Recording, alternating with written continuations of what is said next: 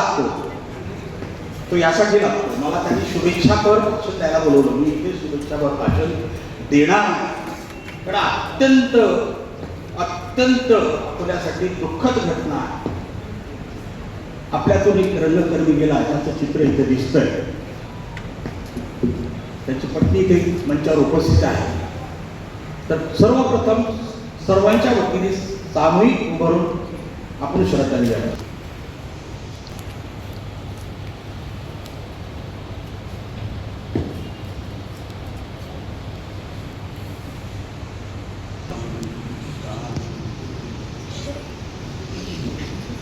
मित्रांनो, यावर्षी आम्हाला संधी मिळाली 2 शब्द बोलायची. कौतुक करायचं यांनी त्यांनी नियोजन अत्यंत सुंदर केलं. योगायोग आणि स्पर्धकही संस्था अत्यंत दर्जेदार स्पर्धक इथे आले. फक्त नेहमीच आम्ही एका ठिकाणी बोलत असतो, प्रत्येक ठिकाणी बोलत असतो की विदर्भातील मुलांनी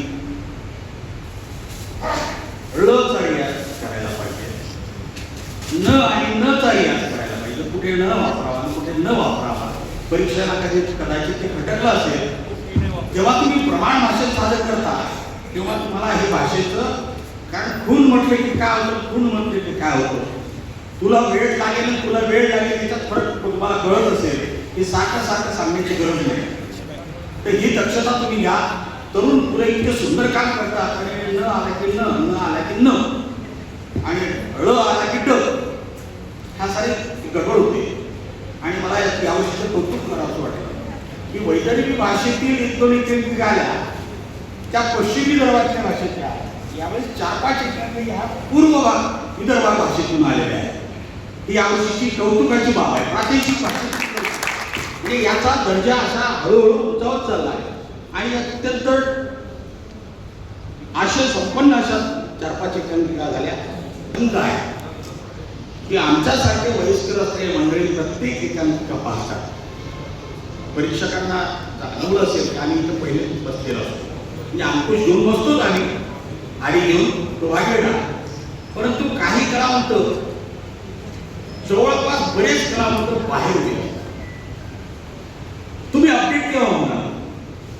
तुम्हाला अपडेट व्हायचं असेल तर नवं काय, आम्ही अपडेट का होतो? आम्ही तर देवनाई देवालयात केलेलं आहे. मग आम्ही तेच उघडत बसायचं का? 1965 मध्ये देवनाई देवालयात केलं, वेगळं व्हायचं मला केलं असं नाही. आम्हाला जर अपडेट व्हायचं असेल आम्हाला तुमचंही नवीन नाही ना, काय शेवटचे नवीन प्रयोग आहे. असे अनेक प्रयोग नवीन नवीन पुढे करतात. त्याचं कौतुक आहे आणि यांच्या लिखाणाचं कौतुक आहे, करणाऱ्या कलावंताचं कौतुक आहे. आणि यावर्षी 3-4 बाल कलावंतही स्टेजवर होती, यांचंही कौतुक आहे. सर्वांना शुभेच्छा.